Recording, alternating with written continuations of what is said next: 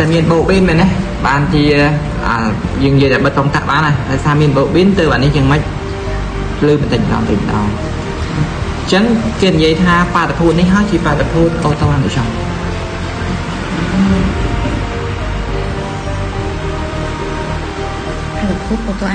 បើដកបប៊ីនចេញដូចភ្លឺបន្តិចម្ដងអត់អានោះគ្មានបាតុភូតអូតូអញ្ចឹង